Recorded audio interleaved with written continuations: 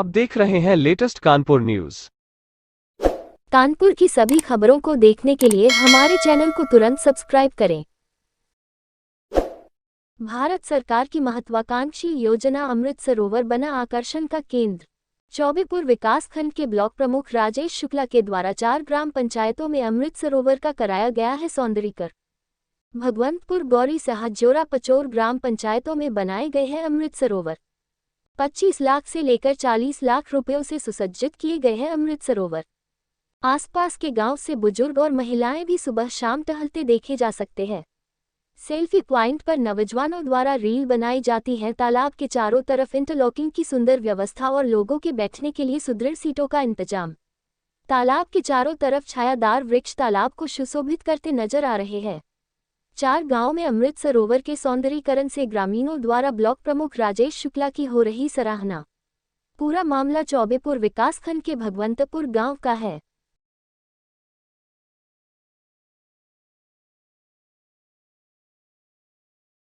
नाम विशाल त्रिपाठी। कहाँ रहते हैं? मैं ग्राम भगवंतपुर। भगवंतपुर में ये सरकार द्वारा अमृत सरोवर तालाब का निर्माण किया गया है, तो इसमें इस तालाब को देख के आपको क्या महसूस हो रहा है इस गांव में?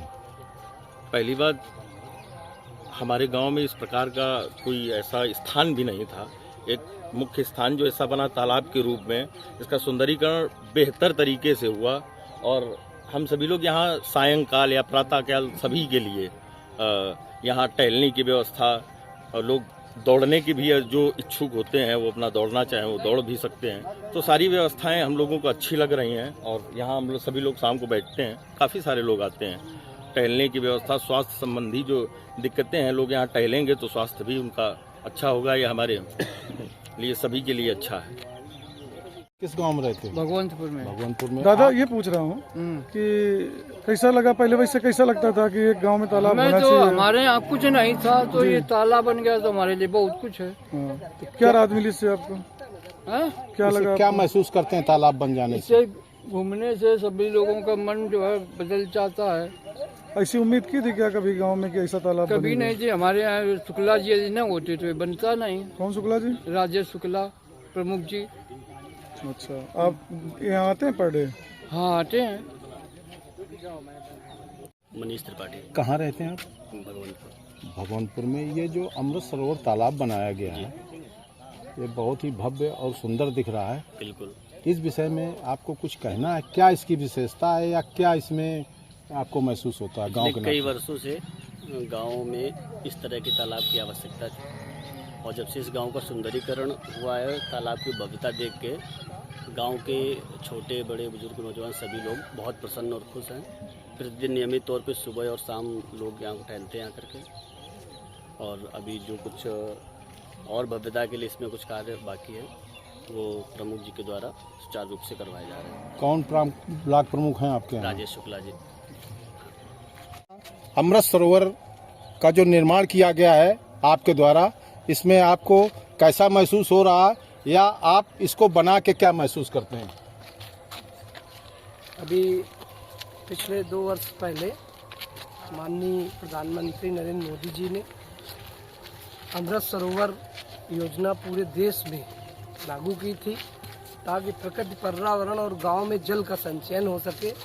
साथ में ही गांव के निवासी अमृत सरोवर पर जाकर वहां पर बैठ सकें और शाम के समय कुछ पल आनंददायक व्यतीत कर सकें। उसी के तहत हमने क्षेत्र पंचायत चौबेपुर से 4 तालाबों का निर्माण कराया। एक तालाब जिसमें ये अमृत सरोवर भगवंतपुर है, एक तालाब अमृत सरोवर गौरी रखा है, एक अमृत सरोवर पचोर और एक तालाब अमृत सरोवर इंदलपुर जुगरात में बना है। मेरा यही मानना है कि जो महत्वाकांक्षी परियोजना माननीय नरेंद्र मोदी जी ने चालू की थी, उस पर हमको कहीं न कहीं धरातल पर उसको उतारना था और उसी के क्रम में हमने ये काम किया है। और जो भी 4 तालाब हमने बनाए हैं वो इस तरह से बनाए कि प्रकृति, पर्यावरण, जल संचयन के साथ साथ शाम को समय या सुबह के समय गाँव के निवासी चाहें तो यहाँ टहल सके। इसमें लगभग हमने 40 पेड़ लगाए हैं और ये 2 साल में सारे पेड़ आज आप देख सकते हैं कि लगभग कोई भी पेड़ ऐसा नहीं है जो 10 से 15 फुट से कम हो। पूरे के पूरे पेड़ हमारे चले हैं। चारों तरफ हमने इसमें इंटरलॉकिंग की है ताकि यहाँ पर हमारी बहन बेटियाँ बच्चे टहल सकें। एक हमने सेल्फी पॉइंट भी सामने बनाया हुआ है। और जिस तरह से सरकार ने ये कोशिश की है कि हमारा 100 में 100 रुपया ज़मीन पर पहुंच सके, तो हमने भी कोशिश की है कि क्षेत्र पंचायत की ओर से सरकार की मंशा के अनुरूप, भारतीय जनता पार्टी की मंशा के अनुरूप मैं अपने कार्य को और अपने दायित्व का निर्वहन करूं। आज यहाँ पर तमाम हमारे ग्रामवासी भी उपस्थित हैं। इन सब में भी ये खुशी है कि हमने जो काम किया है वो पूरे मन से किया है। और आप देख सकते हैं कि पूरे तालाब में जल भी भरा हुआ है। इसमें बरसाती थोड़ी सी काई आ गई है, ये भी हमने इसकी दवा मंगाई है। 2-3 दिन के अंदर इसकी सफाई भी हो जाएगी ताकि स्वच्छ पानी यहाँ पर रहे और ये जो गंदगी है वो साफ हो जाए। इसके साथ साथ इसमें बेंच भी लगी हुई हैं। 15 बेंच हमने लगाई हैं। 15 बेंच हमने बैठने के लिए लगाई हैं। और इसमें 12 लाइट की भी व्यवस्था की गई है। और वो जो लाइट है वो सितंबर के लास्ट तक यहाँ लगेंगी। अब रात में भी इतना यहाँ प्रकाश होगा, सोलर लाइट होंगी कि कोई भी व्यक्ति चाहे तो यहाँ पर, शहरों में जो कहते हैं ना कि आधारभूत व्यवस्था होनी चाहिए, और गाँवों को उससे ज़्यादा कहीं ज़रूरत है। क्योंकि शहरों में तो तमाम व्यवस्थाएं हैं। वहाँ पर मेयर के द्वारा भी, नगर निगम द्वारा, KDA द्वारा, साथ सांसद, विधायक और एक मेट्रोपॉलिटन सिटी होने के नाते बहुत सारी व्यवस्थाएं होती हैं कानपुर में। परंतु गाँवों में भी कहीं ना कहीं वो सुविधाएं हो, इसीलिए मैंने खेल पार्क का भी निर्माण कराया है। हमने 4 खेल मैदान भी दिए हैं। एक साजेवरा दिया है, एक हमने कुर्मी खेड़ा में दिया है, एक खेल मैदान जो है बिरोहा में दिया हुआ है, एक खेल मैदान तिलोकपुर में दिया है। साजिवरा वाला खेल मैदान लगभग आधा बन चुका है। तो मेरी यही कोशिश है कि शहरी आधारभूत सुविधाएं हम गांव में उपलब्ध कराएं। और कहीं न कहीं गांवों को भी अधिकार है कि वो भी ऐसे वातावरण में रहें जो जीवन के अनुकूल हो। और सतत विकास की प्रक्रिया में हमने ये कोशिश की है।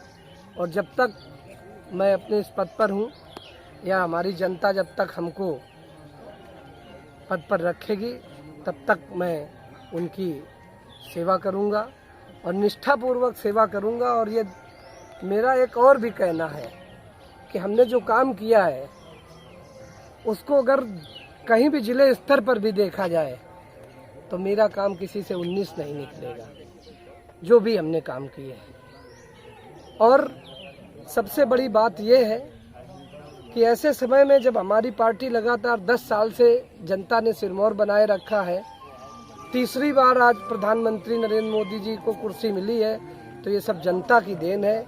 इसलिए जन सेवा के लिए मैं सदैव तत्पर हूँ। जय हिंद, जय भारत। सब्सक्राइब करें हमारे लेटेस्ट कानपुर न्यूज़ चैनल को और बेल आइकन दबाना ना भूलें।